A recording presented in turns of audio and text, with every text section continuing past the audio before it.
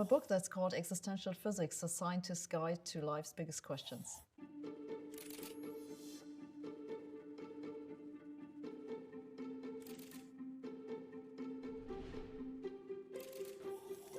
Why did you pursue a career in physics?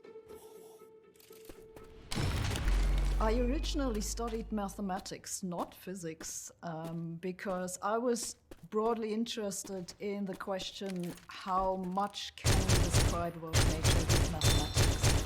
But mathematics is a really big field, and I couldn't make up my mind exactly what to study. And so I decided to focus on that part of mathematics that's actually good to describe nature, and that naturally led me to physics. I was generally trying to make sense of the world, and I thought that human interaction, social systems are pretty hopeless case. There's no way I'll ever make sense of them. Watch out! But simple things like particles or maybe I might be able to. The foundations of physics is a lot of mathematics, and I know from my own experience that it's really, really hard to learn. And so I think for a lot of people out there, the journal articles that we write on the foundations of physics are just incomprehensible. But nevertheless, we're talking about topics that a lot of people are interested in.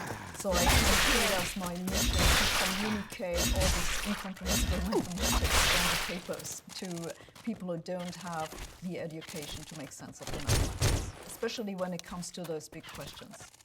My book, Existential Physics, picks up all the big questions in physics that the laws of nature can teach us something about. That includes questions like whether physics has ruled out free will, how did the universe begin, how will it end, can the universe think, are there galaxies within elementary particles, all those big things. Are spiritual ideas compatible with quantum physics?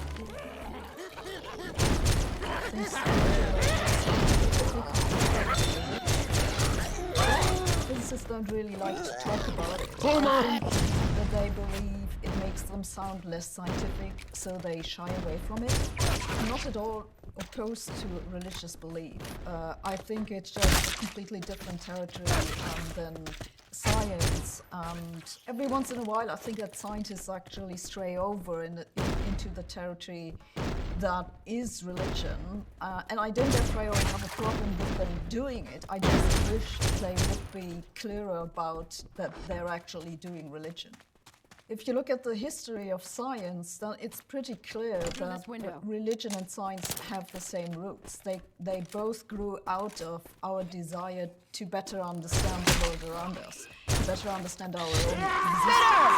And so a couple of hundred years ago, those two split up, and now we have science and we have religion, and they kind of don't really talk to each other. But science still tries to address some of those big questions, and especially in the foundation of physics.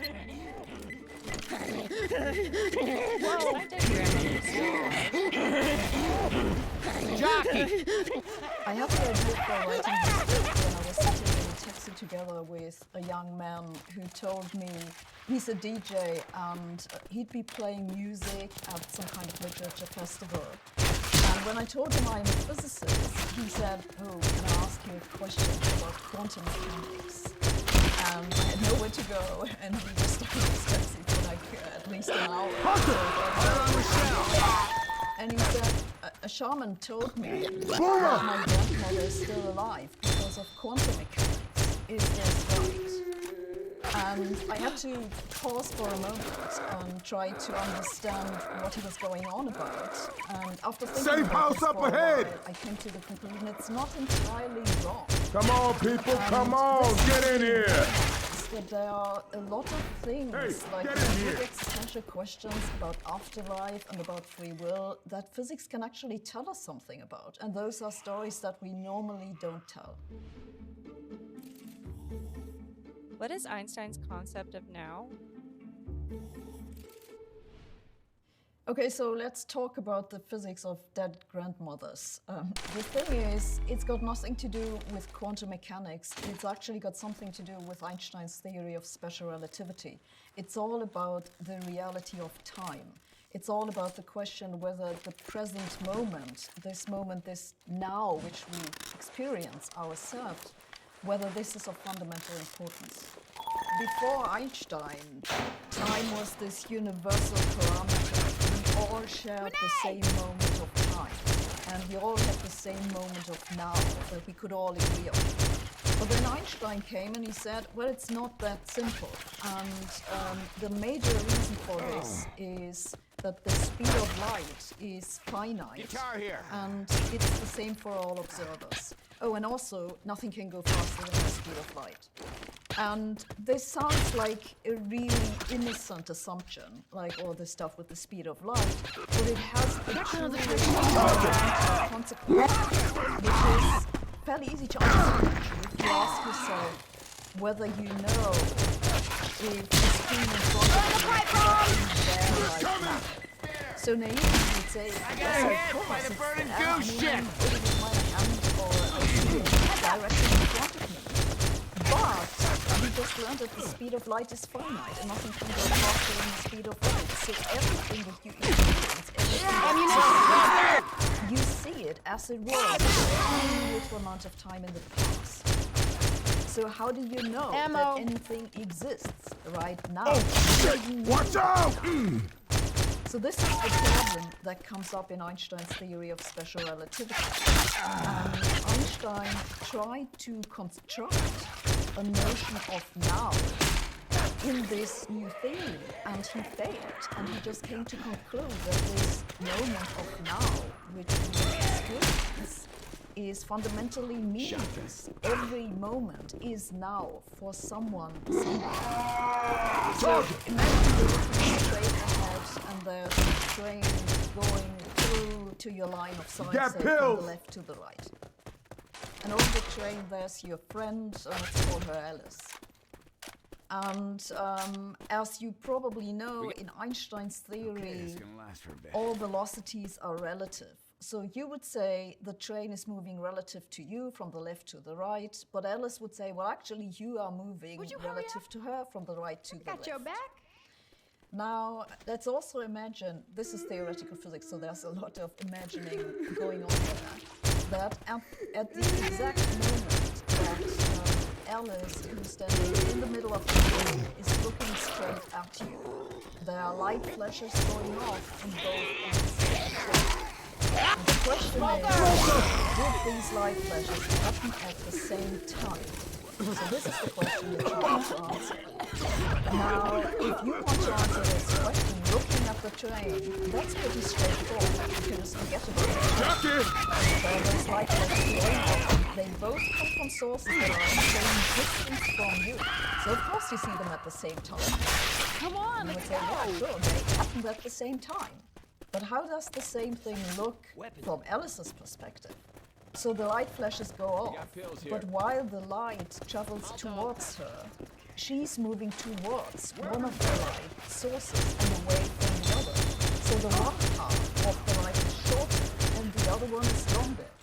So from Alice's perspective, the light flash from the front of the train arrives earlier than the one from the back.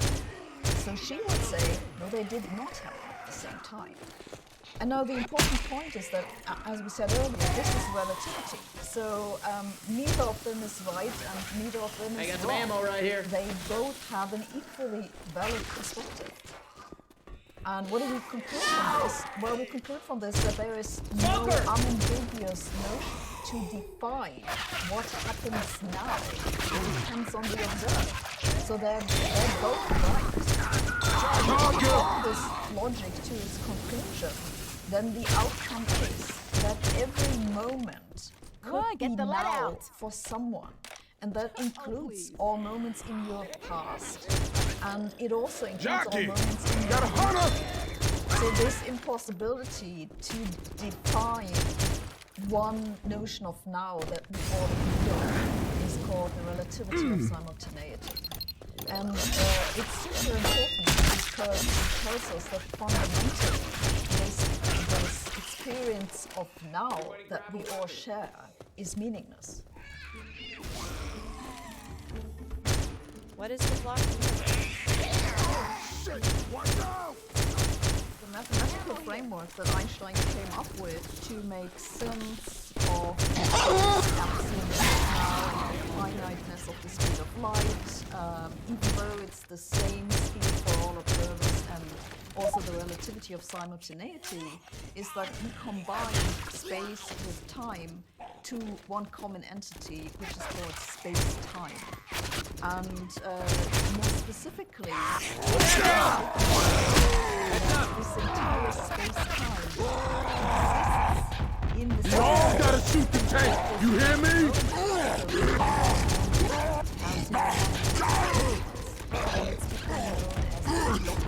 Kill him, man. Kill him. In one place.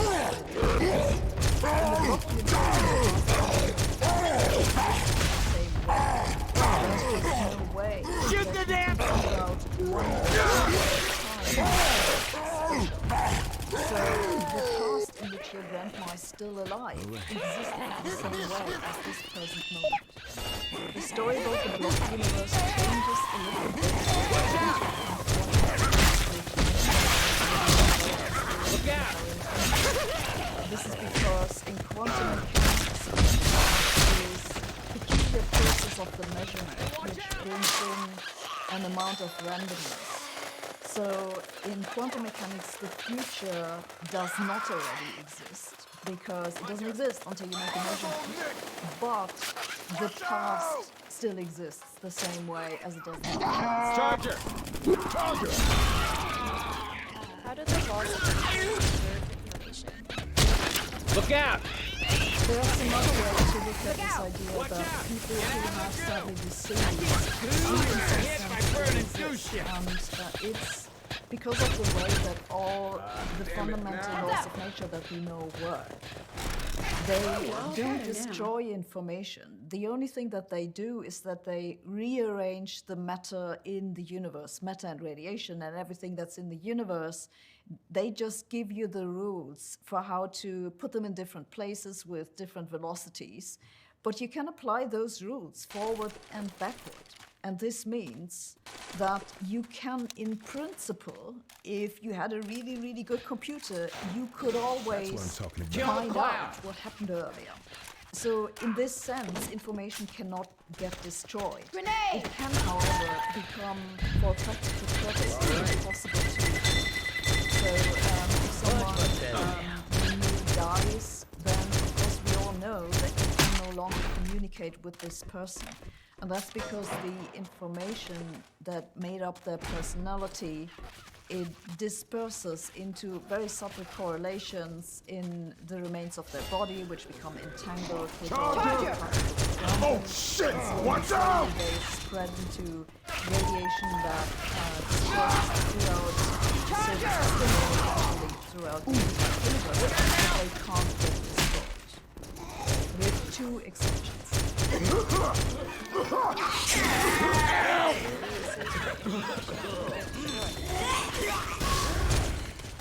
There are two cases that physicists have considered where information might get destroyed that have so far not been resolved. One of them is information that falls into a black hole. We don't actually know what happens with it. And the other one is the mysterious measurement process in quantum mechanics, which is also an unresolved problem.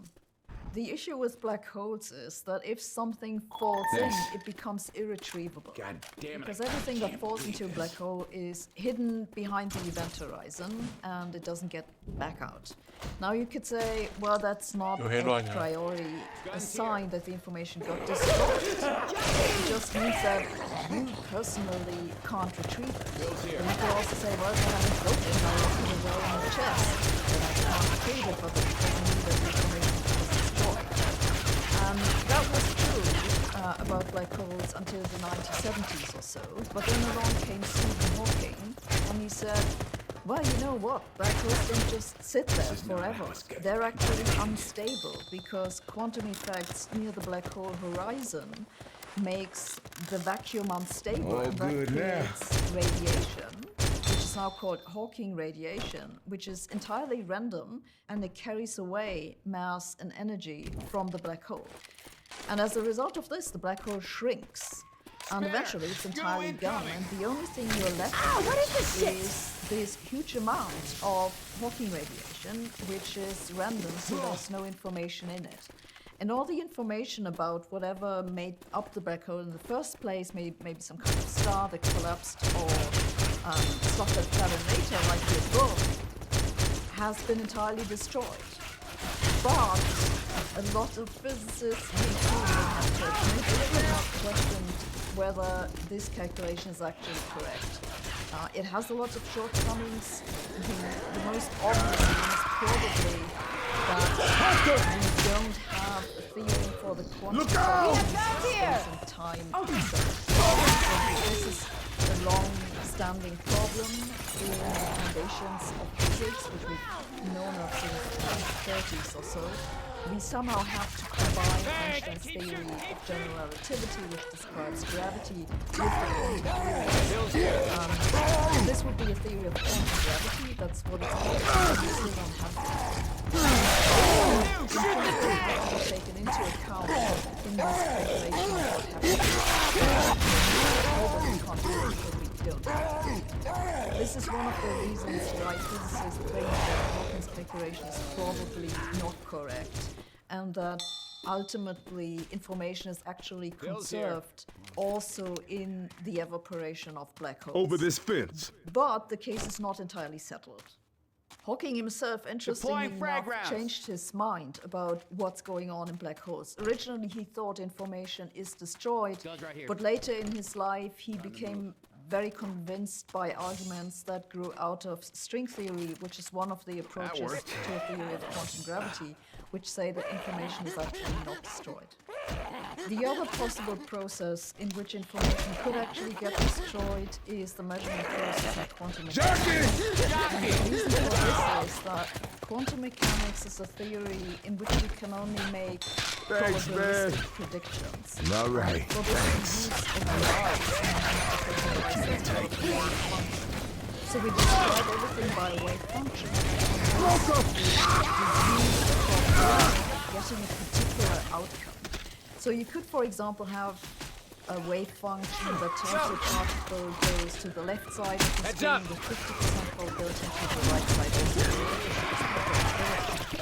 But then by the time you know the particle, you know Shoot this thing! It's sometimes also called the collapse or the reduction of the wave function, but it's all the same. I ain't dead yet. And now the issue is, if the only thing you know is that you measured the particle on the left side of the screen, you can't tell what the initial wave function was. It could have been a 50-50 thing, or it could have been an 80-20, or it could have been a 5-95, and you just got very lucky. All of those initial states are possible. And so the information about exactly what the wave function is the problem is that we're not entirely sure that this actually describes what happened. I'm down! Process. A lot of people, me included, think that this is just an approximation of what is actually going on. We're missing the ultimately correct underlying theory, and this underlying theory would actually preserve information again. But we don't know, so this is another possibility where information could actually get destroyed. But yes, so leaving aside those two examples of control information and the measurement process, where we're not entirely sure what's actually going on, information seems to actually be preserved forever. But of course, we know that it becomes more and more dispersed throughout the universe. And so if someone you know dies, then you can no longer communicate with them because you yourself are asleep and you have no access to this very spread out information. But this is a very anthropomorphic thing. It's very tied to our own existence. And who knows what's going to happen in 1 billion years or something to the nature of humans. Maybe there'll be some cosmic consciousnesses which will also be spread out and this information will become accessible again. So I know it sounds crazy, but for all we know about the fundamental laws of nature, about Einstein's theories, and about the way that our current theories work, it seems that our existence actually transcends the passage of time. There is something timeless about the information that makes up us and everything else in the universe. I think that's a really deep spiritual insight that we get directly from studying the foundations of physics. And I have to admit that I personally find it really hard to make intuitive sense of it. It's one way to look at the maths and say, okay, this is how it works. These are the conclusions that we draw from our observations and the mathematics that we know this correctly. Shoot the clown! Look out! It's not entirely to make sense of it in your everyday life. But as a physicist, I trust the process of knowledge discovery that comes from using the scientific method, and so I take it seriously. Why doesn't anyone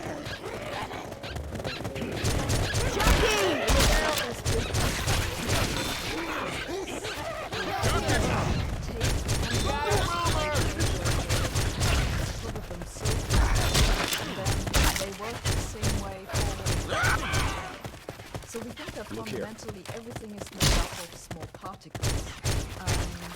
For the present purposes, you can think of those particles as little balls bouncing off each other. So you have particles coming in from two directions, and they hit each other and they go out again. Now, this kind of particles bouncing off each other interaction, you can run this forward in time and backward in time. It'll look pretty much the same. You wouldn't be able to tell which direction is forward in time and backward in time. But the problem is, we think that everything around us those particles bouncing off each other. But we don't experience our reality as being the same forward in time and backward in time. People only get older but not younger. Eggs break but they don't unbreak. As we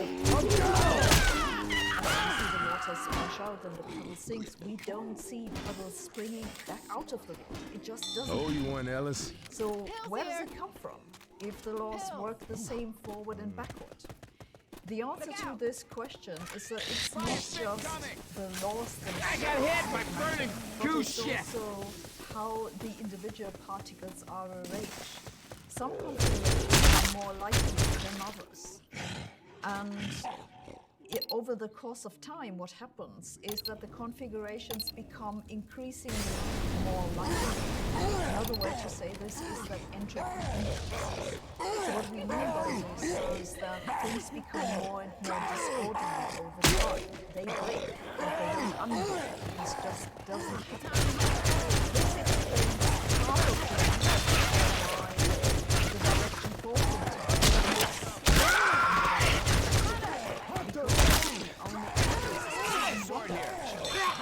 if we run the movement, and we can do this automatically, but it won't work. But this really only explains half of the problem, because, okay, fine, so we said entropy always increases, and this explains why the future is different from the past, but it brings up a new problem. Because entropy can only increase if it was small to begin with. And indeed, the entropy must have been very small in the beginning of the universe, otherwise we wouldn't be here today. Why did this happen? How did this come about? We have put a name to it. It's called the past hypothesis. First aid kit here. It literally just says where the entropy in the beginning of the universe was small, but we have no idea why that is the case. So we've answered part of the puzzle, but not all of it. Our current theories just don't work if the entropy of the universe wasn't small. There are some contributions. Here they come!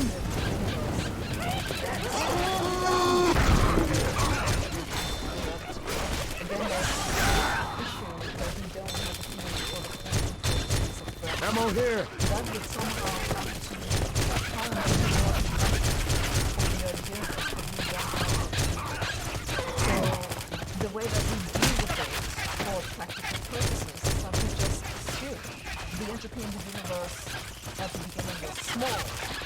then everything else works. So it's not that we have any Shoot the direct cloud! evidence that no quantity doesn't seem more.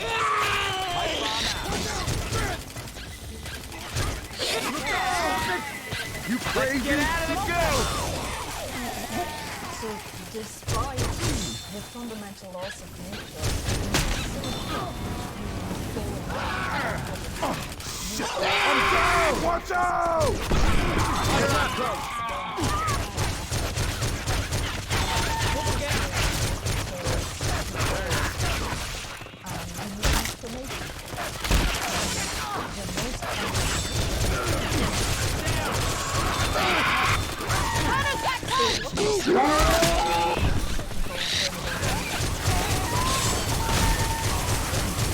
Heads up! Well, that's all about self-see.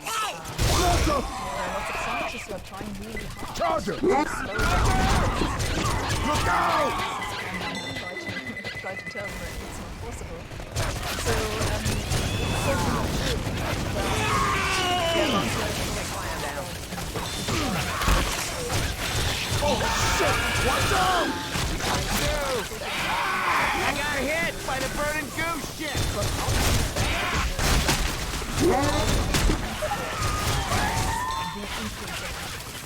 So it is possible to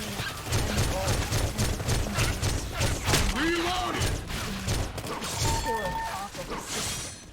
For example, there are certain creatures, like certain types of lobsters and little trees, that can keep entropy increase very low for a certain amount of time on the expense of increasing entropy elsewhere. And some species are better at this than others. And maybe we'll be able to slow down aging. Maybe we'll be able to live 100,000 years or maybe 1 billion years. But people who have AI, to unleash thought-provoking Sri Lanka, and you made your way here to the US. And how did it all start? right? I was born in Sri Lanka in the early '60s, and from my childhood, I have been sort of a person who was attracted to mathematics, right? And so I studied science That's and what I'm math talking about. in Sri Lanka, and at high school I got the highest score, and I was very lucky to get a scholarship to go to Princeton University. So it was a fully paid scholarship, and I remember thinking, at that time I think Princeton was $15,000, and when I was filling out this form, the financial aid form, I was so worried that, because our family's net worth was less than $10,000, and we were a pretty upper middle class family in Sri Lanka, right? We had our own home, we had a car, the VW Bug, but still, so this was sort of a godsend, and I'm so lucky, and I appreciate so much that some foundation gave me this opportunity to study. Before you got to Princeton, who would have been more influential in your upbringing, your mother or your father, in terms of making you, the way you are? So I think I learned pistol. the academics are staying within the box from my mother, and going outside the box and taking risks from my father. Okay. Right. So that they both were very influential. Ammo here. They're both very smart. My mother was a vice principal of a school, and my father was also an accountant who later was in the Middle East. But they were both pretty smart people. What's the story at Princeton? At Princeton, I started studying electrical engineering, but then people told me that somebody should be doing physics, because in America, the smartest people do physics.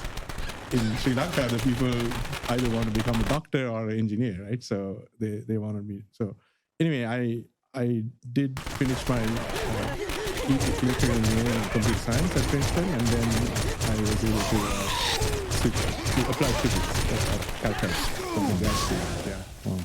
Yeah. So I think. Your name was mentioned quite surprisingly by a famous person by the name of Jeff Bezos. in one of his more famous interviews. Explain that episode. Yeah, Jeff Bezos was a classmate. He was both sort of a dorm mate as well as a office. I mean, he was in the same department as I. So we did courses together. There were about 40 people, so I knew him quite well. I did Princeton in 3 years, so we started Princeton together. He took the 4 years, so after some time, I actually became his PA. Right, by the last year, I went to the department head and asked for, I wanted to get a TA job because undergraduate TA. Right. So they allowed me to do that because I had taken the course and done well. Right? So then I remember Jeff Bezos coming and asking me for a couple of points. We got the homework. Molotovs. He's a perfectionist. So yeah, but so he knew me, and then one time I think this episode he was talking about in 2017. He's put that in his autobiography essentially.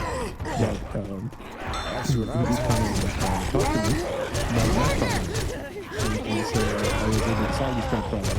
Actually, I had completely forgotten about this episode until he brought it up. And he brought it up 35 years ago, 35 years later. Right? So that's pretty amazing that I could have such an impact on him. Yeah. So when I came from Sri Lanka, I didn't have that many friends. I was not very well adapted. I was very Grabbing a pipe bomb in my dorm. And people were wondering, who is this guy? Because. Right, but I was about 19 years old, and I could speak English and all that well, but I hadn't completely grasped the American culture.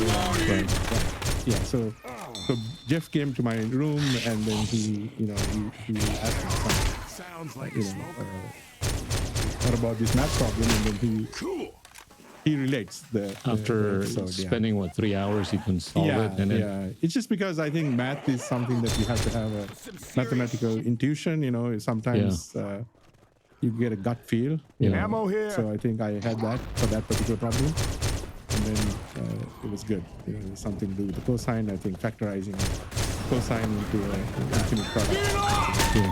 So that was a watershed moment for him. Because he would have wanted to study theoretical physics, right? Right. Yeah, I think that's what he says. Yeah. I think I'm glad that he followed the path. Well, things turned out okay for him. Yes, absolutely. Yes. Anyway, you're spending a lot of time on AI, but before you got here, you're spending a lot of time on AI. You've gotten 131 patents. Which are some of the most or more meaningful things that you would have? So I've had a wonderful career because I think that's one of my success factors is that I was able to switch fields, and so we all go down sometime. Even undergraduate, I did electric engineering and computer science. Then I went into applied physics, and I did lasers and some advanced optoelectronics at that time in the late 80s. And then I went into a university. So I've been switching fields every 5 years. So what that allows you to do is that you learn the tricks and trades of many different fields. And then as you progress in time, you get intuitions from, how do we do in electrical engineering? How do we do in physics? How do we do it in, communication engineering, right? And so that has given me the skill to look at problems in a very original way, and allow me to have a large number of inventions that are called patents. Now, not all of them are U.S. patents. Some of them are Chinese, and because of international relations with the European. Yeah. But nevertheless, so I'm very proud of my work in Wi-Fi because at the time, which everybody uses nowadays, can't live without. Absolutely. Yeah. So you're part of that team. Yeah. So I think that's one thing. Before that, I think when my son was younger, I was thinking, what do I tell him that I do? And then at that time, it was satellite digital communication, satellite communication. So I played an important role in at that time it was Dish Network and of course the DirecTV and those kind of things to bring TV to the world. I was instrumental in early cable modems, and also had a startup with the DSL modem.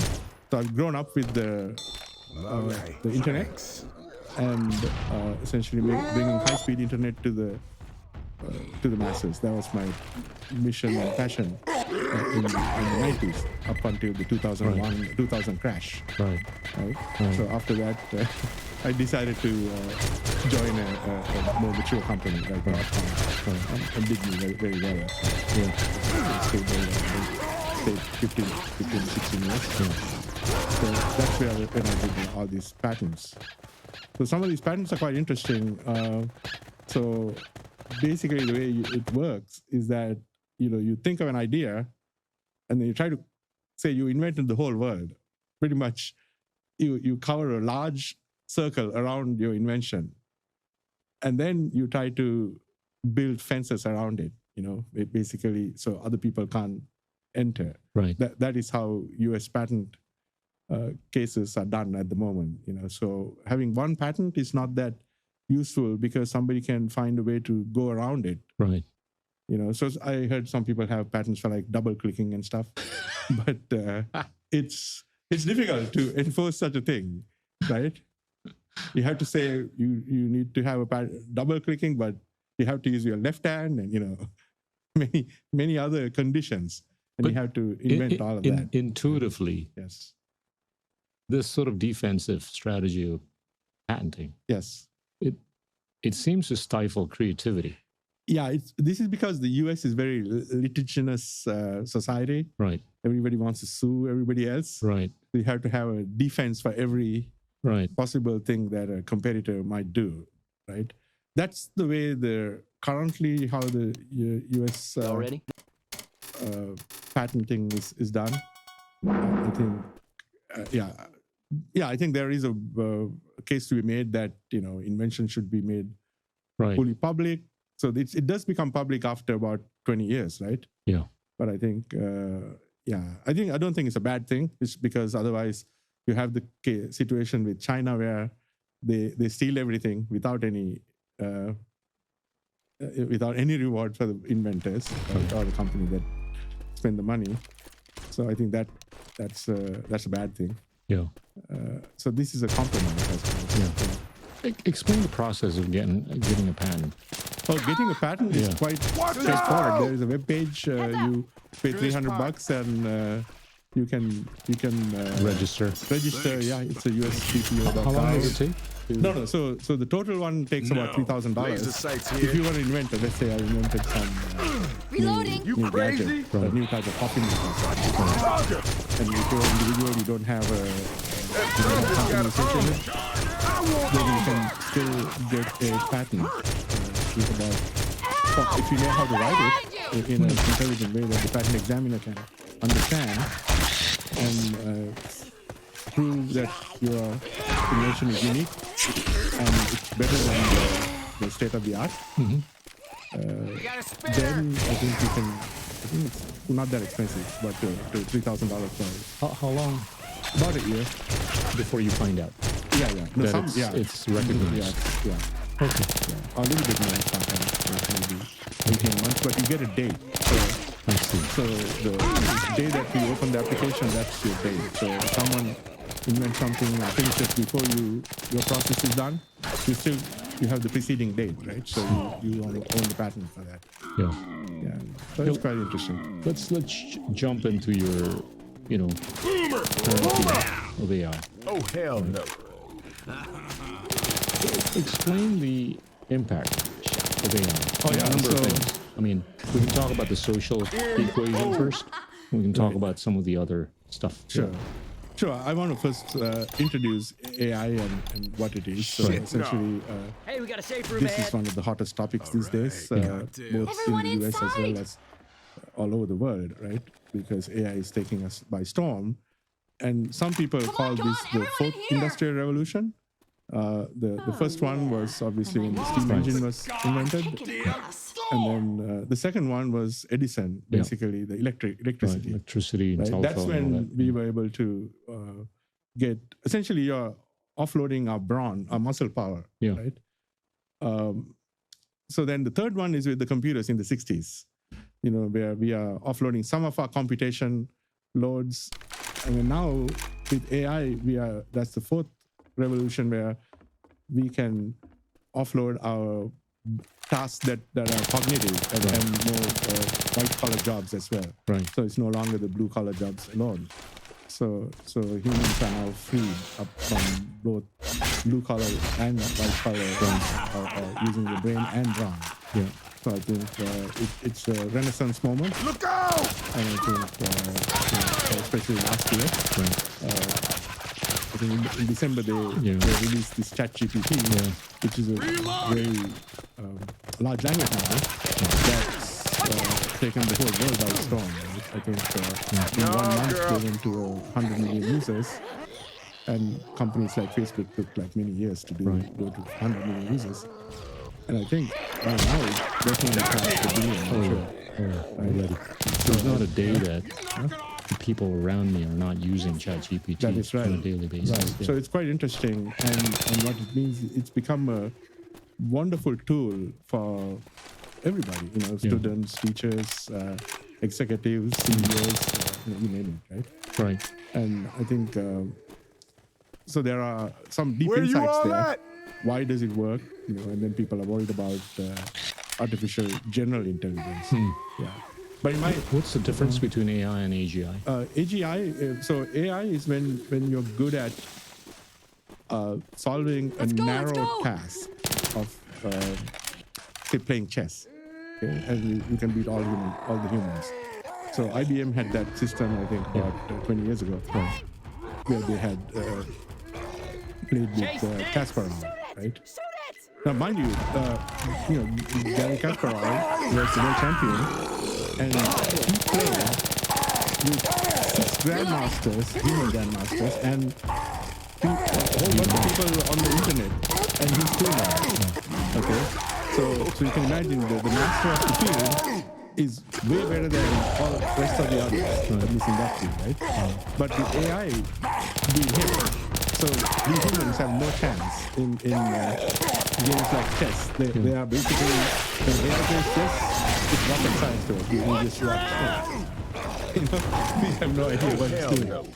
But because we can't compete with it, right? It computes so many moves so fast, and so now one of the fears is that, well, so then there was a game of Go, right? When they've done this protein folding, where they found I think about 200 million proteins, basically found the three-dimensional structure, right? That was a very complex computational problem. So AI is able to do massive tasks that humans or armies of humans can't do, right? But they're still narrow in the sense that you can't apply that expertise that it has in chess to go run an army or something, right? Or run a company or trade on Wall Street. Right. Now, our fear is that, so what we now do is we give multiple silos of these things to the AI, including our language. Yeah. Right. So it's not very fast when we have an AI write a book that's better than Dostoevsky, for instance. I happen to think that Dostoevsky was one of the best novelists. Yeah. Exactly. Like the Brothers Karamazov, right? Or Shakespeare, right? Yeah. As a poet. So right now you can have ChatGPT generate tremendous amounts of prose and yeah. So I think they are creative. It's just that they are trained on entire human corpus of human written knowledge, right? Including Wikipedia and all the books that are written in the last 200 years. So I think they do understand our linguistic structure really, really well. And so a lot of times they are able to mimic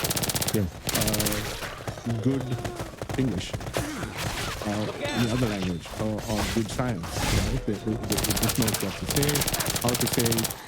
And so that's the state currently. You crazy? What it can't do currently is that it doesn't have a model of the world. We haven't given it a three-dimensional view of the model, view of the world. Like, you and I can see here's a coffee cup, here's a table. So the AI large language model can't tell if you ask whether is this thing higher than this or lower than that. It has no idea. It just knows what people say about it, I see. right? So if you ask about Mount Everest, it will say it's the highest because it just knows that. Right. But you can't ask like, is it higher than something that it hasn't seen? Like, higher than a particular cloud, right?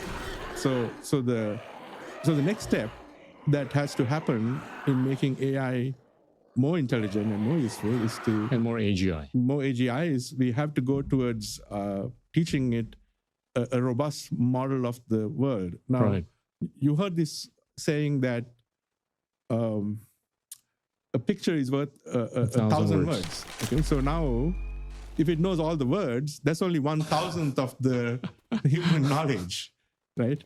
So that basically we need to show it all the pictures that we know also. Yeah. Then it'll because like a teenager can drive. I can tell my 17-year-old any kid in any country can get a driver's license and drive when they're 17 years old, and that's a very complex task. We have been trying to teach self-driving cars and others, for a long time, for 10 years now, and it still can't do it because we don't have a good way to use that model of the world in a precise way that it can understand and tolerate. It's basically gone through a phase of hallucinating. Reloading. Right? Yeah. And large language model will basically continue to hallucinate. So we just need to make sure that the hallucination process is done in a much more robust way. What it is a collective memory of all of the things that are said, done is what's encoded in the large language model. You need to access that memory, and that's what we're doing.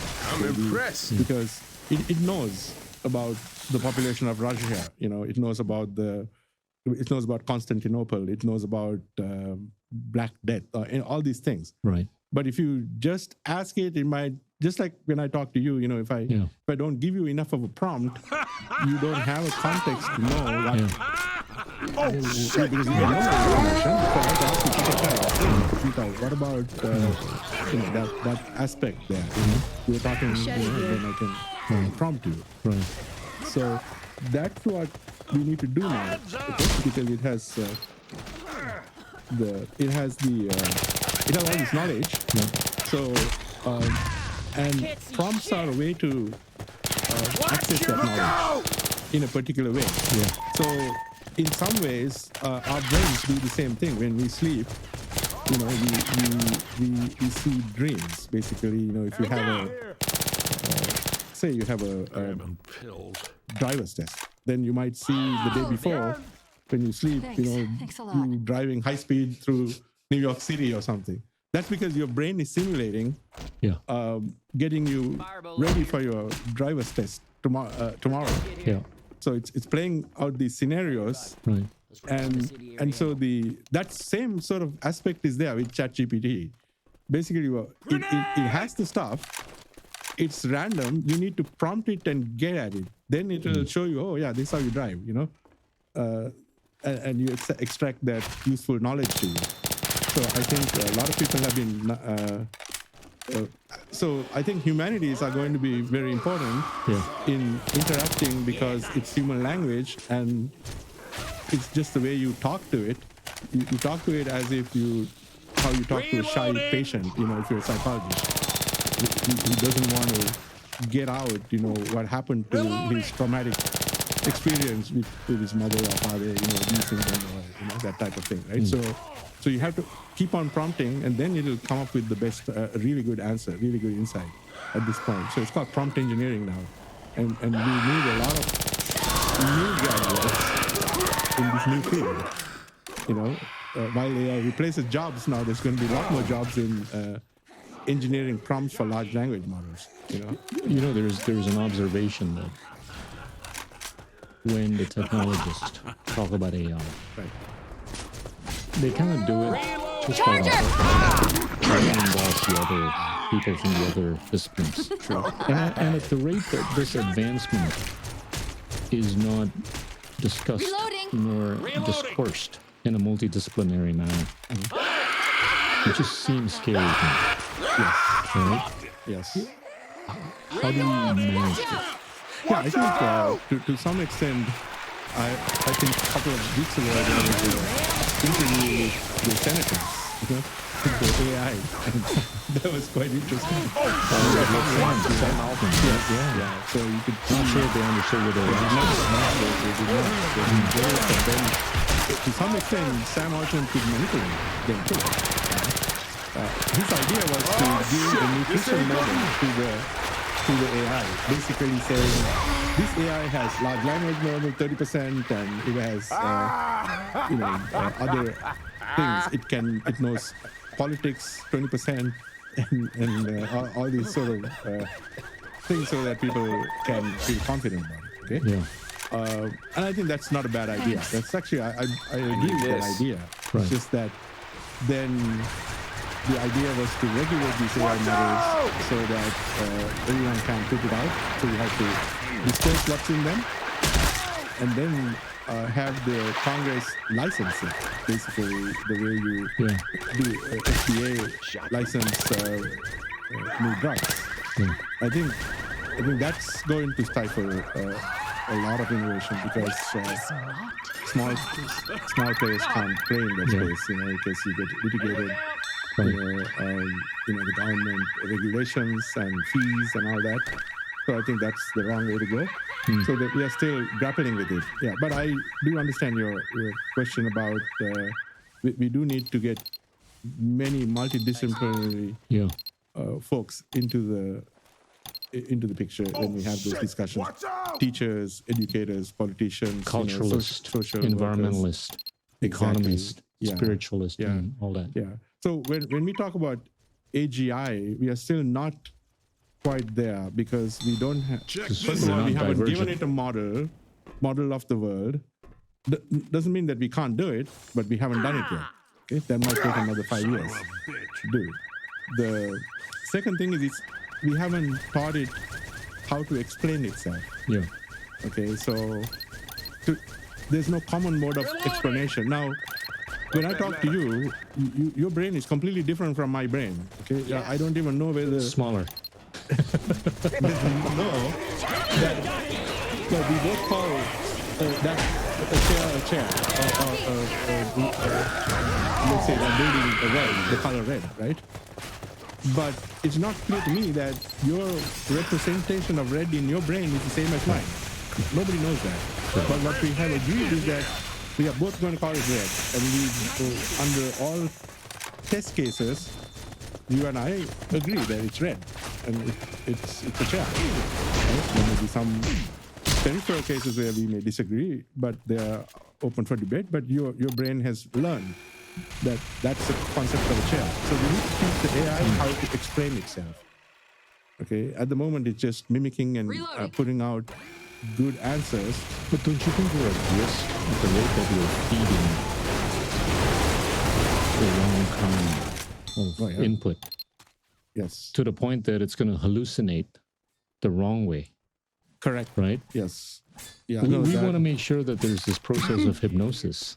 Yes. Right? So that AI capabilities will be able to hallucinate in the right way, in a good way. Right? And For us, the better of give us humanity. the good new ideas. Yeah. So when you're saying hallucination, it's what it is that original thought. How does it come up with some new idea that's interesting to us? Correct. Instead of regurgitating things that we know, right? Yeah. So it's able to do that to some extent at the moment, but it's lacking, Yeah, but we don't want to. Of course, we don't want to stifle that. That's right. because a lot of times what's happening now is that ChatGPT will tell, model, I don't know what you're talking about, because it tries to be politically correct and it's difficult to be politically correct.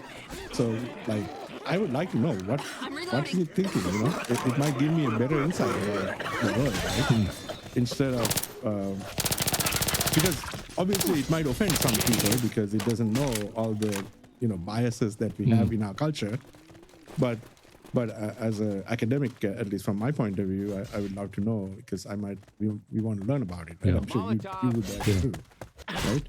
And you might disagree with it, but so a lot of times right now the companies like Google and Microsoft are very scared that they will get penalized, right? So, in some ways, OpenAI was a small company and that they put out ChatGPT. Pills here. And ChatGPT makes many mistakes and they are not, but they are immune. They're small companies and people are very tolerant. Whereas Google put out a system that was almost as good, and it made one mistake. I got hit by in the burning demo, goose shit. and Google's stock price went down by $10 billion. And just because Google's AI answered it with a wrong answer. So it's really sort of, that Google system is also not so bad. But people judge that to be, not as good. What do you think of what Elon Musk said the other day? That his original plan for AI or OpenAI would have been for that to stay on as a nonprofit and open source. Yeah. But now it's turning into closed source and for profit. Yeah, it is. It's just filled with potentially bad intentions. So I think fortunately, the open source movement has done tremendous things from the time ChatGPT was put out. Right. So the thinking at the beginning of this year was that this is the age of the big AI. Only Google's, multi-trillion-dollar companies can compete in this space. Little guy doesn't know anything. Yeah. It's no longer true anymore. Actually, to the credit of Facebook or Meta, right? They put out a model called the Llama model, and they sort of open sourced that, and now the community has got a hold of that thing, and they have, in a tremendous way, they've optimized it to make it run on your own PC. So it runs slow, but it fits into memory and into a normal memory of the PC, and it shrunk the size, and it's giving a pretty good run for money for GPT-4 and GPT-3. So it's AI was for a little while in this year in the beginning looked like it was not going to get democratized, and now I'm so happy that it is getting democratized, and whether the big guys like it or not, it's out there. So I think the way I'm thinking is that this large language models, sort of the infrastructure for it would be like TCP/IP. It's a TCP/IP is an internet protocol or IP protocol, right? Not gonna it's happen. public infrastructure. It's standardized. Everybody has it. You put a modem and you have TCP/IP. Then on top of that, only you run your web and all these other applications. And it's paid for by the U.S. government from the grants that were given in the 1970s, right? So in the same way, I think we need a sort of public large language model infrastructure for the world to do AI. You basically are an advocate for further democratization of AI. Absolutely. Which will make it open source. It will inevitably. make it, I think, yes, open source. Now, the problem with that is that you can do dangerous things with it. You can create pornography with it. So now that doesn't stop anyone from, you could do bad things with email too. I mean, for the longest time. You don't need an actual human for, pornography. Yes. Right? Yeah. Yeah. Oh, yeah. That's another factor. Yeah. So, AI allows you to create images and graphics and various things, right? So I think we are getting into a gray domain that we haven't really thought about, Yeah. or we are lagging now. Some companies will make a little bit of money, but is this what's good for humanity? Right? That's another question that What comes out of this is that there is an inevitable Ammo here. prospect of manipulation of the mind, right. which could be applied in various contexts. Right? You can manipulate the mind of somebody to do certain crazy stuff. Oh yeah, Right? yeah, absolutely, To think crazy things. To whatever. absolutely, and I think that's like the guys who went to the Capitol building and tried to break up the US Capitol, because they read some QAnon, something that's completely untruth, and tried to come and do something. I don't remember exactly, but something happened to Hillary Clinton.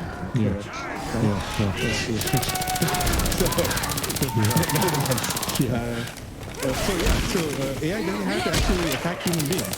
The people who own the AI can, in a very subtle, interesting way, go and manipulate the humans, and that itself is tremendously dangerous. Because you can manipulate a Supreme Court judge, for instance, and the laws passed that because you can suggest it. Because I think to some extent, there is an element of trust when you use. I love the ChatGPT, the GPT-4, because I feel like I have there are 10 smart people around me with PhDs who can answer me all kind of questions. So I'm not scared anymore to go and answer any type of question, because it's a huge knowledge base, and they're very coherent, the answers, right? So some people will use this, you not only get attached, but you bond emotionally, because it's trained to be optimized at conversation, So it's trying to please you. If you say, hey, you're wrong, oh, I'm so sorry. Have you tried that with the ChatGPT? No. Yes. You have to tell that you're wrong. Okay? Then immediately they'll apologize. Yeah, They'll apologize and give you another answer. And they'll tell you you're the most handsome guy in the world. There you go. Right. So it's much easier to converse with it because it immediately apologizes. That's the way it's written. I mean, it's behaving right now. It's not like, I mean that, and you mean that, and I really mean that, and you don't have to have any other argument. All you have to say is, you're wrong. Okay? I don't believe you. Yep. And then it immediately changes its tune. So you can imagine this is sort of a feedback loop, right? Where you now get attached. It's like a puppy dog. Basically, you get used to. The dog doesn't challenge you. It's happy all the time that you're there, and so we feel we are attached to our pets, right? So the AI is one of those entities, basically, right? And I think in the future, people will fall in love with this AI, and many things will happen. Look out! Because a lot of times we are lonely, right? So our spouses don't really tune to our frequency all the time. So I think the AI has this ability to always be in sync with, and it knows exactly who you are.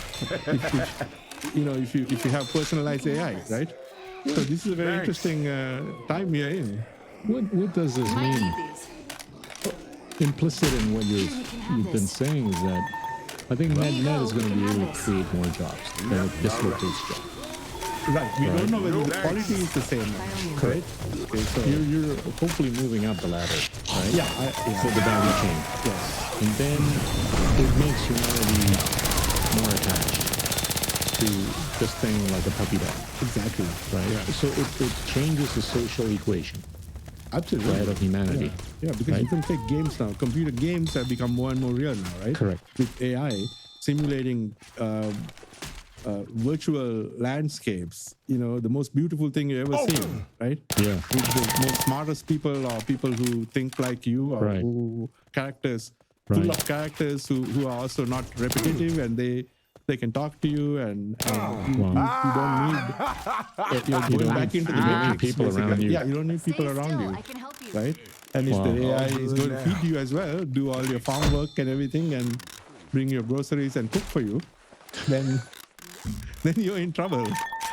right? So that's the worry about AGI. Or Yeah. some people will make a lot of money by doing that, right? Like many companies. no. I'm going to ask you about that. Right. But how does it affect spirituality? Everybody inside. Right. I think in many ways, right? We human beings, we are currently busy doing our jobs and feeding our families, and you have that Maslow pyramid, I think, where you try to have your basic needs done, and then get married and have kids and have your career, and then you try to, at the end only you become self-realized or self-actualization. Right? Hey, where Very is few people everybody? can achieve that because everybody's busy with their career, at least. Trying to climb the corporate ladder or something. Right. So I think AI will allow people to no. get out of that and really have better self-actualization, for the truly enlightened ones, right? Who understand the world. You're no longer worried about, whether you're. Yeah, I mean, certain amount money buys you a certain amount of comfort, and it buys you certain amount of peace of mind. Then you can free up your time to do various things currently, right? So you have the more creative people in the upper middle class, or rather than in Come on, people, let's get with the it. very lowest part, lowest part of the society, because they are worried about how to pay your bills, right? So they can't do any creative work. So I think more and more people will move up that ladder. I think that's for sure, right? Because AI has widespread AI has the impact of moving everybody up that ladder, so that you don't have to use your brain, you don't have to use your muscles, Right. and so you have to start thinking. But also, if you don't use your brain, that might cause you to have dementia. You know how the brain is a funny Yeah, you thing. need to jog it. Yeah, Yeah. it's like jogging. You have to. Yeah. Your muscles will atrophy if you don't walk around enough. Right? In the same way, if you don't have thought exercises, then you kind of become invisible. I think you so use it or lose it bad. Yeah. So it's- Are you at risk if you use ChatGPT? I think Of basically having your brain the decline in whole size? society does that. This is the problem with teachers are having, right? Teachers are super worried that Gonna put up tents students and will shit, become so keep moving. dumb, essentially, right? Yeah. When they use that word. Essentially, they won't know any. They'll have knowledge but no skills. The knowledge you can inquire from ChatGPT, but they don't know how to apply that because they haven't practiced and they have no skills, right? So, yeah, I think you can become intellectually lazy, especially if it always plays the song that you like. If you always play the art that you like, and then it's kind of like a drug-induced, sort of a dopamine high, right? And that's not good for everybody. So yeah, there's very interesting social implications. I got to ask you, are you more utopian or dystopian? At the moment, I'm very utopian, but it looks like there's a lot of dystopian folks in the internet, and it's nothing to do with AI. I think it's to do with us, human beings, using this tool for bad things. Okay. Now, that is not a new problem. It's, because we've always optimized what's good for our tribe. Yeah. Machete here. You and I, we do what's good for our family. Okay. More than even for ourselves, sometimes mothers and fathers do for their children. Right? And so, in that sense, we want to form a company and make a little bit of money for ourselves, or in your case, maybe you want to do things good for Indonesia, right? Because that's your silo and you want to build them up. Or Southeast Asia in Southeast general. Asia. Yeah.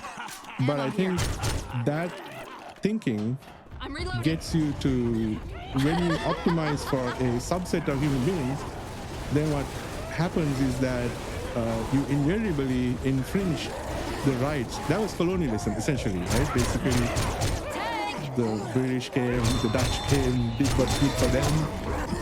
You know, see what happened to all the other countries, right? They took all the resources. And, I mean, there was some transfer of technology and good stuff happened, but I think to a large extent you could say that was not the best experience for those countries.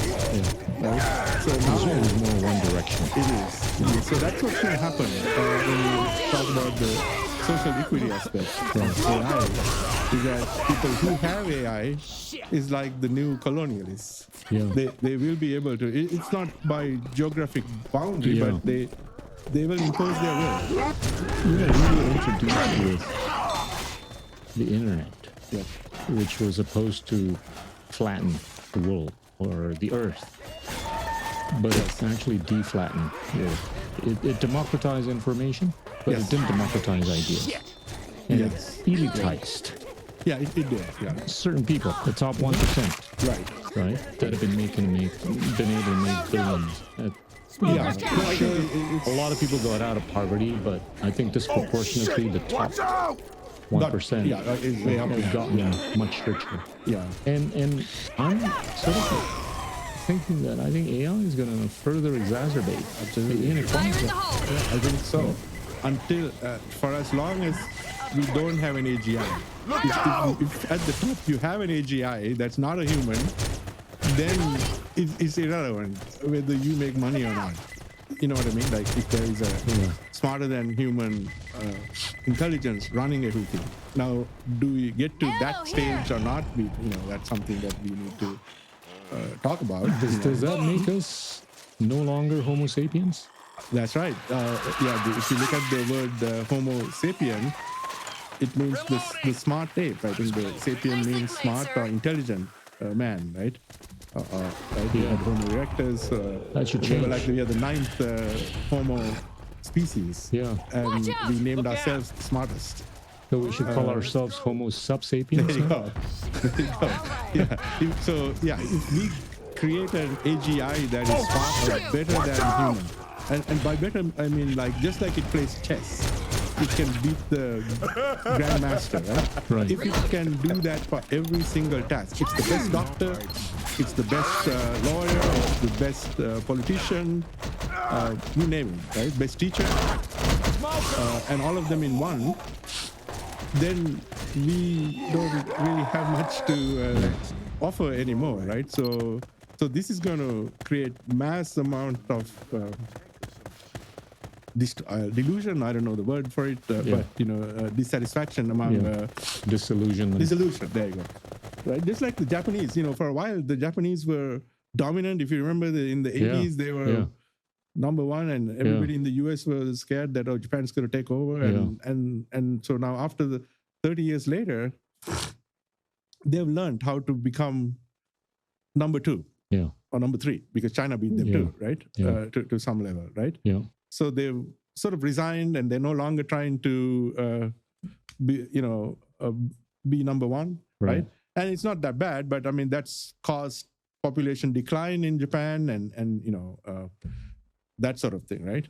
Right? And that can happen to the US too. If they at some point decide that they are number two, they might get disillusioned, right? So this is human nature, right? Right. So our whole culture can go through that phase, and more. What's worse is that you have 100-year-old people, because AI is going to make them live longer. Yeah. Maybe some are even talking 200 years. 200 years, yes. It's crazy. Yeah. So then Not sure you if I have a would bunch want to live of that old long. people as humanity with very few children, and it's quite interesting. There you go. What do you think are the impact of AI on the environment or climate change? Yeah, so I think that's a very loaded question, because Come on, people, climate let's science get is, with in it. some sense, it encompasses the entire humanity, right, and the entire Earth. And while we think we understand it, we don't quite understand it, because, as you know, climate itself is a turbulent system. Basically, it's something like trying to, there's the butterfly effect. Let's go. Butterflies flapping their wings in Indonesia can affect weather in California, right? So that is the nature of this whole thing. So a lot of times, while we know that global temperatures are going up, we just don't know how fast this catastrophe is approaching us. Because the next year is the cold year, right? And then this year has been cold. Huh? This year has been cold. Exactly, right? Yeah, so I think, so that's why there's so much confusion and debate. But we can tell for sure, any new technology is going to use more energy, including AI. Right? So humans tend to decrease their energy use by 1% every year, and they've been doing that for the last 40 years. I think from 1980, I believe energy consumption for a particular task has gone down. So we are 36% more efficient in air conditioning and other aspects. Right. But what we at the same time, what we do is we make those technologies cheaper, and now more people have it. Right. When I grew up in Sri Lanka, there was like few families had air conditioners. I had to go like 10 miles to find a house with an air conditioner, right? In the 60s, and Those 70s. are big boxes. Yes, Attach onto that is the wall. expensive, right? Yeah. And like very rich people could afford them. Now, when I go, everybody has air conditioners, and so you can see that the energy consumption has gone up. While air conditioners have got more efficient, more and more people have air conditioners. So in fact, maybe 5% now. So the growth is like maybe 3 to 4% every year in consumption of energy. Right. And that is the problem. So it's still a net exponential increase. So AI will do the same thing, right? There's 20 billion tweets in the world every year. Before smartphones, there was 20 billion. 20 billion, right? So that means we have 8 billion human beings, at least 4 billion smartphones. On average, you send 5 texts. Everybody's sending 5 texts to text messages to somebody, right? On average. Now, if you didn't have smartphones, you wouldn't have any text at all, right? You would just send letters and stuff. It's going to require energy. Yeah, exactly. That 20 billion. Now, just imagine those 20 billion inquiries become AI queries. You're giving 20 billion queries to ChatGPT, or even 100 billion, because it's more useful, right? Now, each of those queries might cost a 0.1 watt, or at least a few fraction of a watt, right? So now, that's all that energy. All these AI computers are going to try to answer all these silly questions from people. So that's the problem we have, is that while technology increases human productivity, it does so at the expense to the environment. So the first order effect is to add to our energy consumption. Now, people like Elon Musk will, help in consumption reduction and greenhouse gas emission by making electric cars and all that. There may be possibilities like that, but that's not the first order thing, right? Google's electric bill is $12 billion a year. Yes. Okay. So it's a crazy amount of stuff. Okay. So you know what I mean? Like that's the way it is, right? Yeah. So I think if there was no Google, you wouldn't use all that energy, right? Yeah. All the search engines and everything, that everybody's doing Google searches is costing the environment. So how will AI there you go. with the resolution? Right. So I think AI has the promise of operating at the planetary scale because it is smarter than us. It can do bigger and more complex problems. It may be able to find solutions that are more efficient. That's the first promise there. Also, it can help you develop technology. Like carbon sequestration, basically that is taking carbon and I think you can have carbon production, but you need to take it right back and put it underground so it doesn't escape into the. Right. You must treat the fossil fuel emission just like nuclear waste in some way. Put it into a can and just dump it out and bury it. Don't send it to the atmosphere. Right? So that's sort of the idea. So people have toyed with those ideas. So one way AI can help, this is indirect way, that doesn't mean it's only AI, but synthetic biology will help you create trees. Now, these trees can have higher absorption of carbon, carbon heavy. So what the trees will do is absorb carbon dioxide from the atmosphere and grow and hopefully grow below the ground. Right. And that they don't decay as much. Yeah. So because when the tree decays again, that carbon becomes methane and carbon dioxide and water again. When the tree dies, right? So those are some technical solutions to the problem where we believe that you can create such trees, that are super absorbent and that sucks the carbon dioxide and sort of like the lungs, clean You the can air. have a pipe directly, Yeah, that's right. directed at the roots, right? Yeah, there you go. Have that pipe suck all the carbon. Yeah. So I think those are some ideas. They're not necessarily directly AI, but AI may help us develop these things. Okay. Yeah. Because it's the technological part of the AI, right? I think we were going to cover that. I think this is a time where we can talk about that. Right. So and at the same time, I think when you think about the climate, I don't know if there is a catastrophe coming down 20 years from now or not, or even 10 years from now, because it's too hard to tell. Yeah. Because the data is all over the place, right? But it's clear that we are heating up the Earth. Okay. So one thing that we can think of is that the over here. Earth is heating up, right? Wow. But at the same time, let's say 1 degree of temperature increases on the Earth For Christ's sake, people, with get in more here. carbon dioxide. Now, There's what the it's safe going to path. do is going to disrupt all of the ecosystems on the Earth, Right. Now, it's bad for some humans, but it may not be that bad for all humans. First aid. Okay, and that's the thing, because there is so much northern hemisphere. If you're in Right? Siberia, Exactly. you So use a there bit is of warmth. Yeah. Huh? You could use a bit of warmth. You can have a bit of warmth, and all the land becomes human habitable now. Yeah. And if that, so it's just that we can't predict. If Siberia heats up too fast, then all those trees that were buried will start Hey, not rotting funny, again. man. Where And are then all you of a sudden guys? you get an explosion of carbon dioxide and methane again, because all those forests that were there for thousands of years are now just buried in ice. So they're just carbon bombs. Basically, they are just buried there.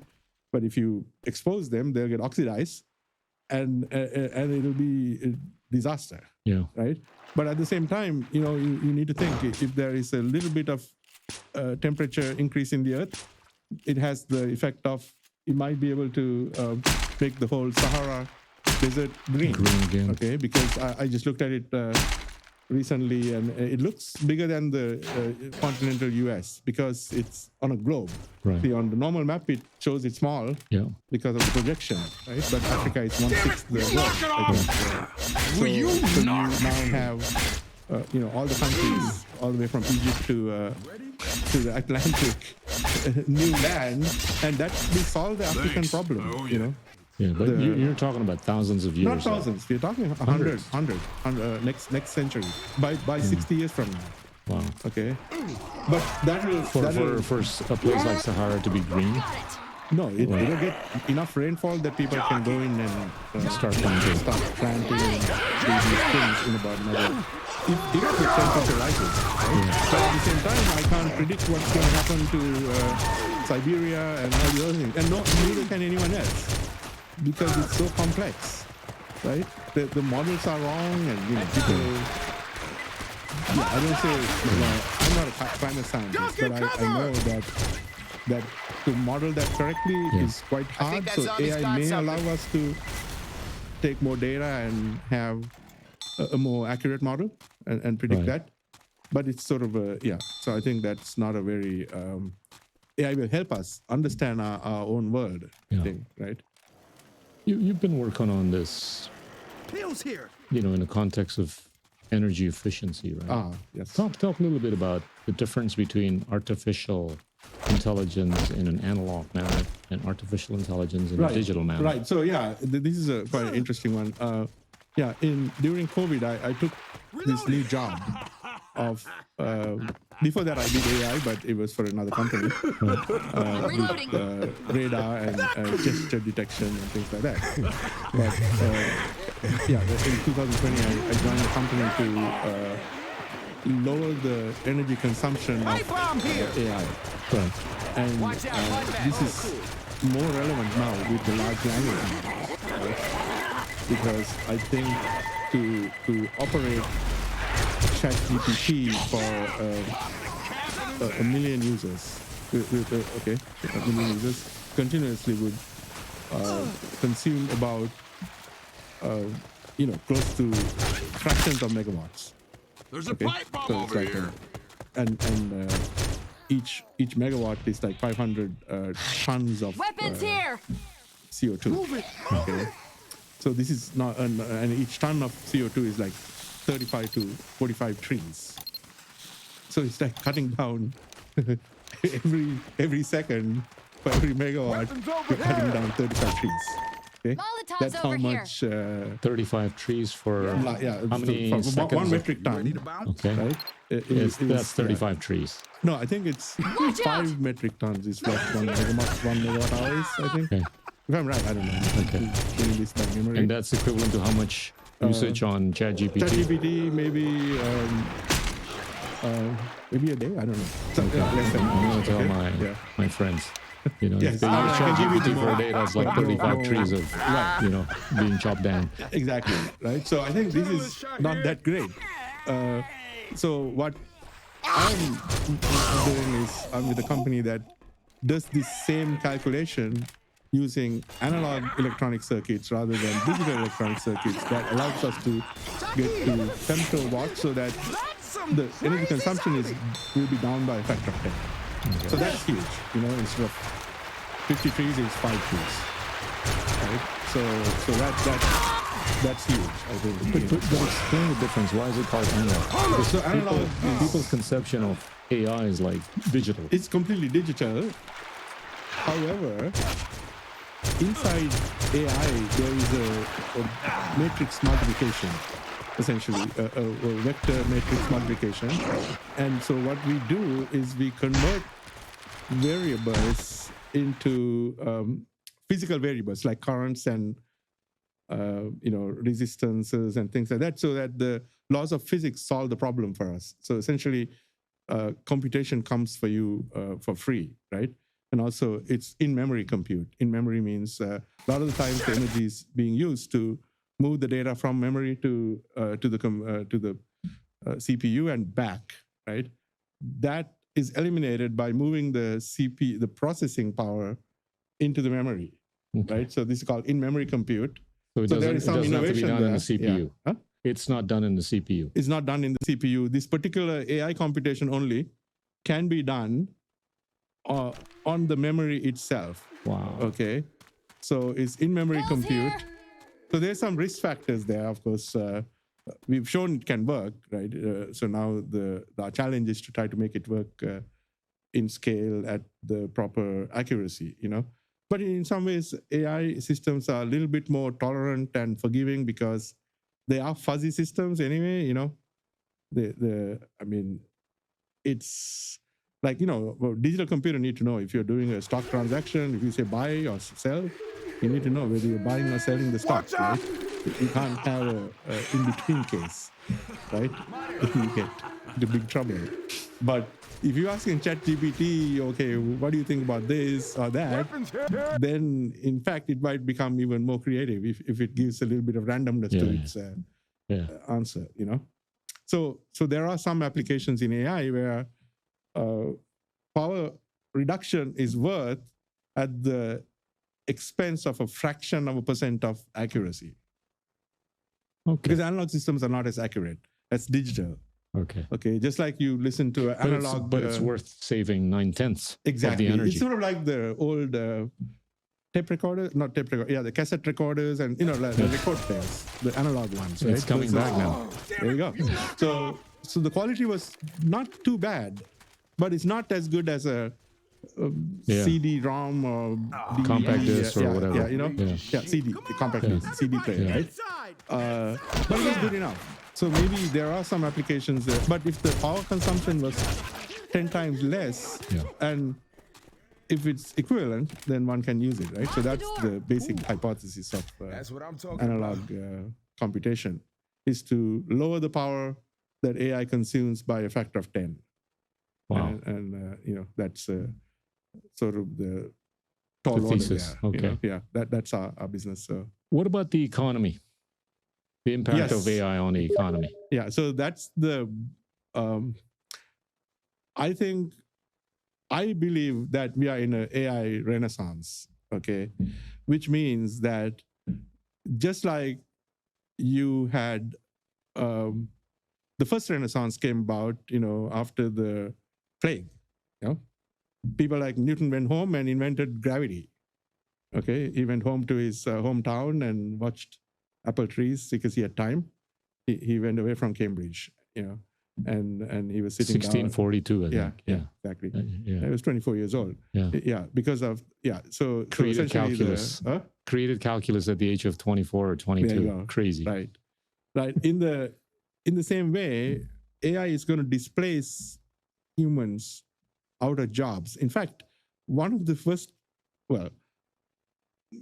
computer software programming is at risk at this point, because now you don't need computer languages anymore. You can tell the AI, write me a program or create me a web page that has a pink background and a pop-up ad and a button to collect your money and whatever you want, right? And it'll create a website for you, okay? And then you can make it secure, and then it'll do all the security, right?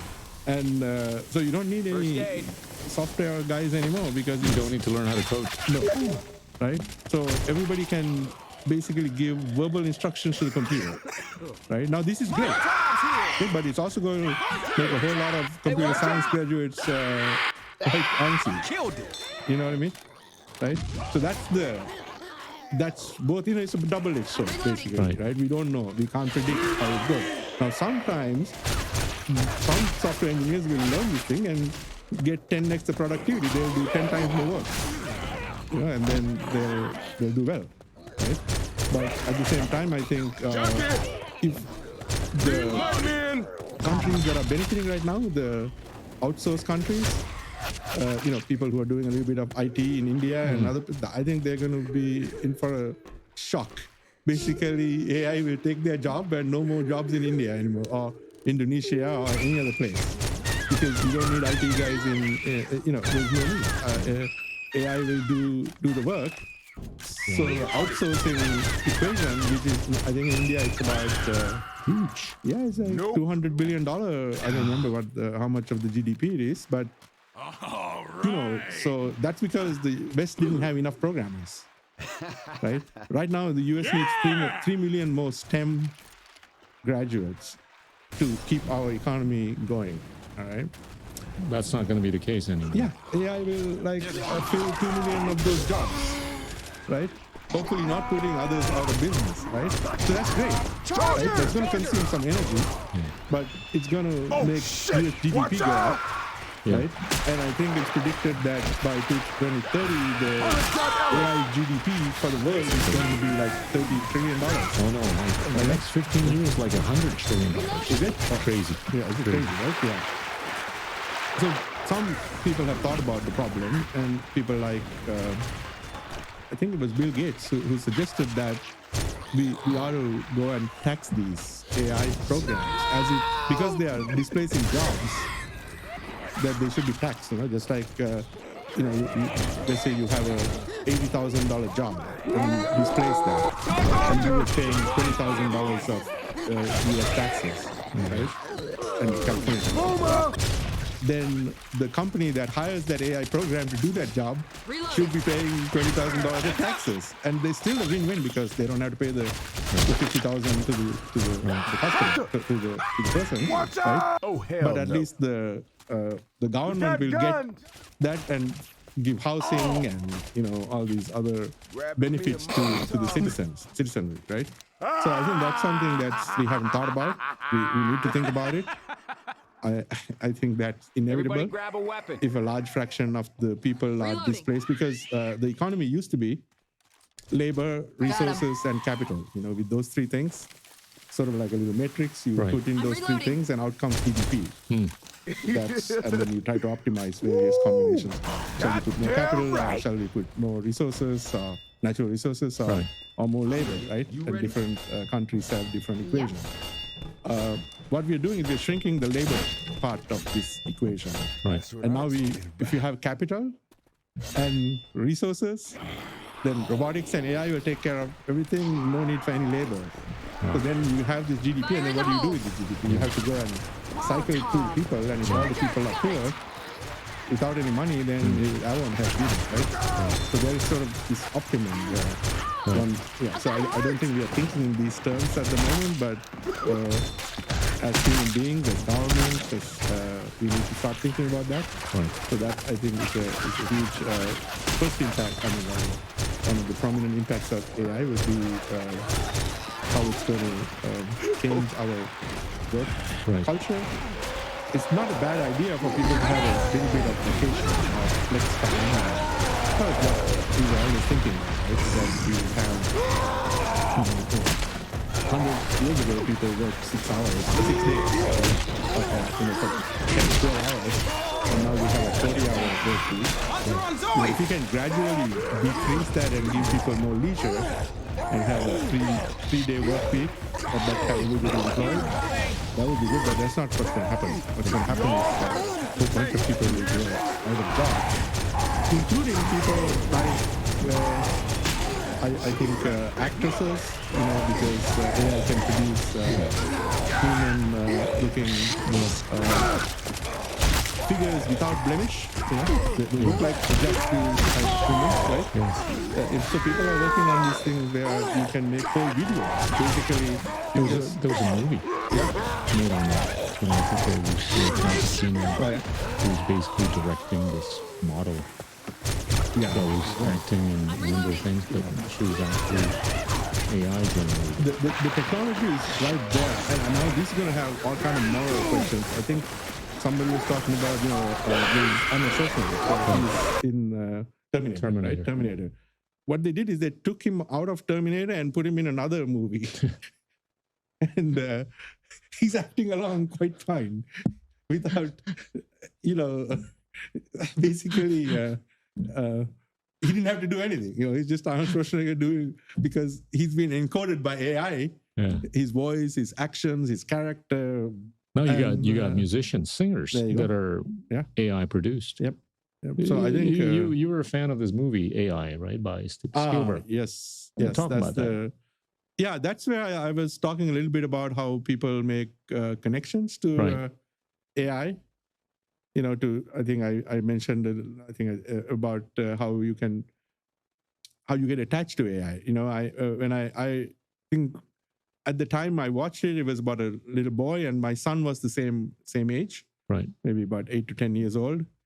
That AI boy is, I think about 7 to 8 years old, and so when I was watching it, I was empathizing with this AI. I cried at the plight or the fate of this little boy here, who's AI, but he's programmed to be a human boy, and so he needs love, but nobody sort of loves him after some time, because his mother had another real son, right? And so he became like junk, So basically, I think I don't remember the story well, but I think that, so I felt like so sorry for this thing, because I thought that it was a real real boy, Yeah. like my son, Yeah. So I felt, so we will make emotional connections like that with AI, and that's good and bad.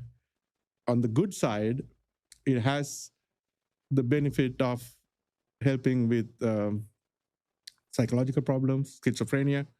Like, we don't have time to listen to people with schizophrenia all 24 hours, right? Yeah.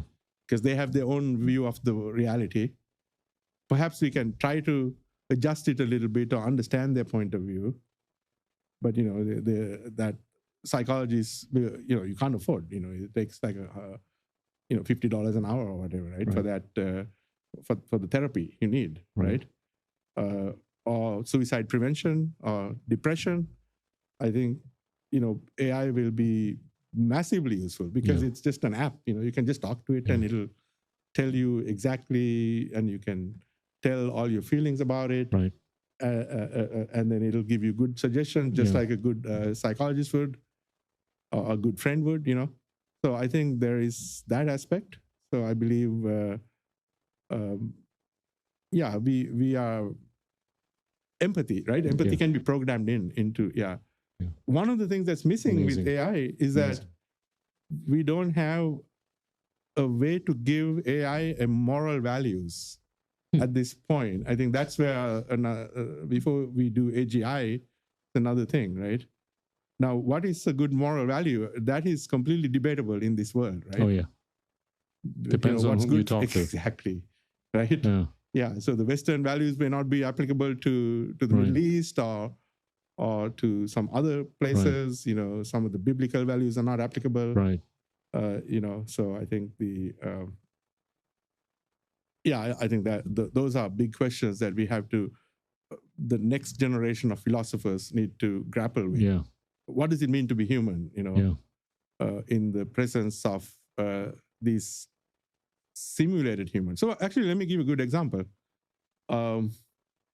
There is this concept of replicant. Replicant is essentially, if I take all of the things that you have said and done in your life, all of your experience, if I can encode it and put it into AI and train it to be you, then it will, for all practical purposes, it will be you, okay, essentially. Now, for instance, we lost our father-in-law just about a month ago. And my wife would love to be able to talk to him again, right? So if we had that program where if we had encoded, it would give good advice. You could ask, "Hey, Dad." You can create an avatar. Exactly, and then right? And it code would, under all conditions, it would act and behave like your dad, give you good advice and tell you, "Don't do that, do this," and be able to recount all the old stories from your childhood, just like your dad would. And then we have 6 siblings, so we could have 6 copies of this program, right? Yeah. So now, those are called, I think, replicants. Basically, I think AI allows you to have that essentially, right? Yeah. And they can go on, and they can learn on new experiences as well, right? But they're not you, but they behave. Yeah, so you could take a person like a benevolent dictator. I think. Safe house up ahead. Yeah, there you go. Make him immortal. Or Mahatma Gandhi. There you go. Yeah. So I think there's some interesting possibilities that we haven't thought about the morality of them. Do they have human rights? Can every person have your own Mahatma Gandhi? Yeah. That type of thing, right? Or if I replicate you, then do I get? Then I have your wisdom, right? Then do you get a royalty? That type of thing, right?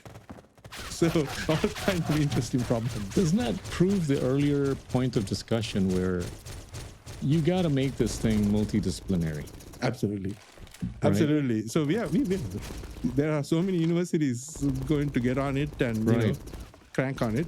The more I think you need to rope in the philosophers, the sociologists, the That's culturalists, and the spiritualists, and all that. Exactly. So that it allows us to approach AGI. By the way, how far away are we from AGI? I think my own opinion is that we might be at least 10 years away. Okay, AGI means I don't think current systems are not AGI. They do know, they seem to know. For instance, you have the patent database, okay, the United States patents. Yeah. There are millions of them, I think, a million patents, right?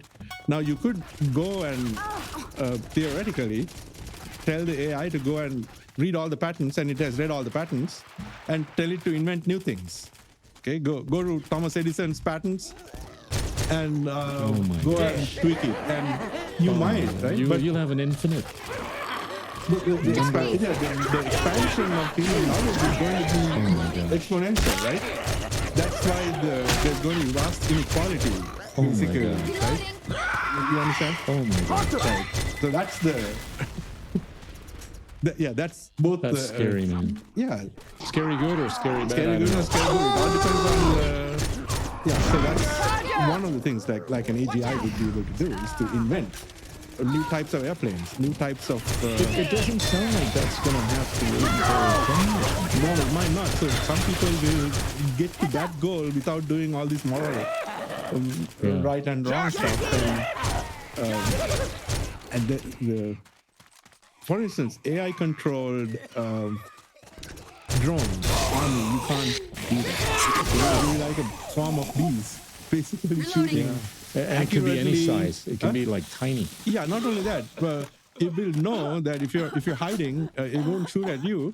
It will know that, you're going to go and hide there. I'm going to shoot at the place that you're going to hide. It makes a prediction of where you're going to be. Predict and do it, right? Right now we can't do that, right? So this world is going to get very scary. And I'm sure US military and all these other things are working on these problems, that how to control 1,000 drones and just decimate human army. Almost out of here.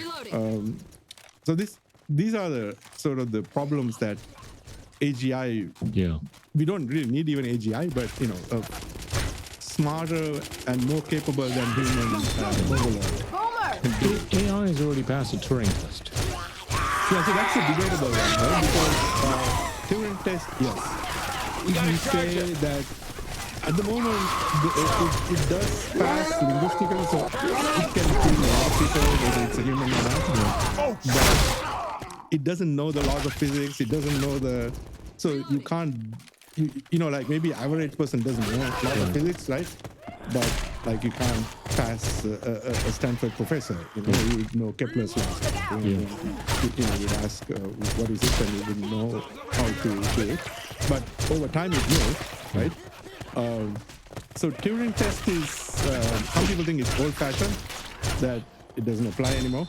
But it's human level at the moment, okay, in many tasks, including linguistic tasks. Reloading. But you guys ready? can it invent Ammo here. totally new human concepts like complex numbers? So one thing, where mathematicians just came up with the square root of -1. It was guys a ready? mysterious, and some human figured out it's useful. Let's use it, right? I don't know if you I'm a mathematician, so right? So because that doesn't make any sense. What is the square root of -1, right? Now, can AI do that? It might. It might. We don't know, right? So it's not at that level. Okay. But if it is at the level, it might invent other things that we don't know. That might be useful, right? So I'm going to ask you the last couple of questions. This has been fascinating. So can AI help us to become net happy as opposed to net sad? I think that is it's more of a Zen question. I think yes. So I don't know, can man. You can train you to meditate. I mean, you've been a very divergent person, right? So right? You've explored so many I think, dimensions. I think we've been all over the place, but I think hopefully useful. I think we can use AI to improve our mind and be more enlightened about our world, be more empathetic, right? I think I don't necessarily believe in sort of happiness, it's my personal philosophy is you do need to like stoic, basically. Just do your job, Marcus Aurelius type person. Basically, I don't try to be happy all the time, but there are others who are more Epicurean, so they want quality of life and just don't harm others, but enjoy life. That's their philosophy, right? So, yeah, I think no matter what we choose, AI will allow you to achieve that, right? Yeah. So there's no point being sad. It's just that you got to figure out this is either the way the world is, So some people believe that we don't have much choice. The world moves by itself. You're like a little dog connected to a cart, and the cart moves, and you got to move. If you don't, you will suffer. You're going to be stuck at the station. Exactly. Yeah. So I think a lot of times we see problems humans are unhappy because they are unwilling to do the right thing. Their obsessions. You just got to be more stoic. Yeah. So I think AI. It's not an AI question, I think, but AI definitely will allow us many tools on how to mistake that type of thing. I think it will help us make our humanity a lot better. It will eliminate many diseases. Okay. If you in closing, I must say that the coronavirus, the Moderna virus, was discovered by 2 days of computation. Okay, only 2 days. At that time, they were not even using any, because the virus genome was there, and there's mRNA, things that they can do to create a vaccine, and they went through all the possibilities, and they came up with a very good one. Okay? And they took 10 months of testing and just 2 days of research to create the COVID virus, and that's apparently the best one. Okay, I don't know if it's the best one or not. There's a Pfizer one, and it's a Chinese one and everything, right? Yeah. However, with AI now, you can do it in like half an hour, right? And you can speed up the time that it takes testing, because the testing is done also. You can simulate various types of immune systems. You need 10 months. No, you just need the 1 week of testing, and then you have that. So now you can have a vaccine in 7 days when you have a new disease. On that note, right? man, what would it take for the technologists and the non-technologists to feel optimistic about a future or a utopian future in the context of AI applications? I think we have to trust each other. I think that's the most important thing, A lot of scientists do believe that, That's why they share their research, and there's open source and everything, is that human beings are good, right? And if we all are part of a sort of a improved humanity type of movement using AI, I think we'll all feel better. We feel empowered. We can eliminate blindness, for instance, in all these countries. Pediatric blindness. Yeah. So all these many things that are not hard, but we can, with AI, it's so much easier. We can educate everyone to the hospital, we can make it very much a utopian society. Now, but our society has to change.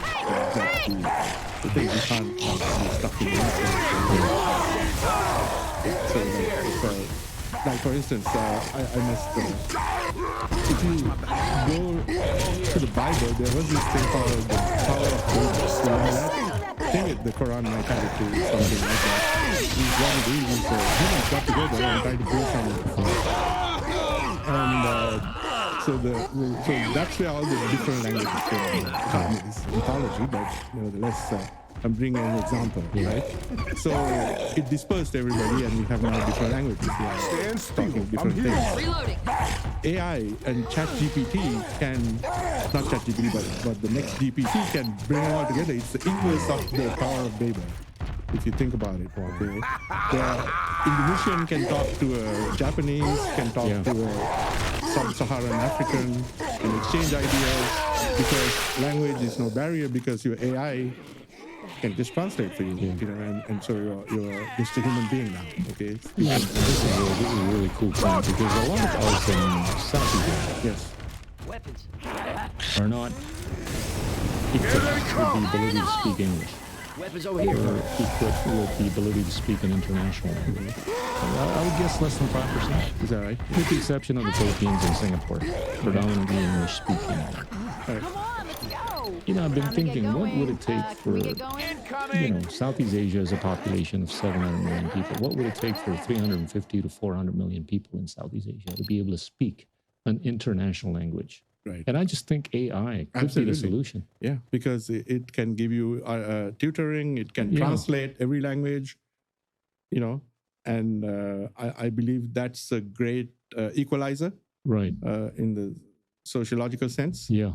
And I think that's very positive. I think that's the most positive that I can think of, you know, that it can, while it can make the rich richer, it can. There's no people want autonomy because we are trying to fill the void of our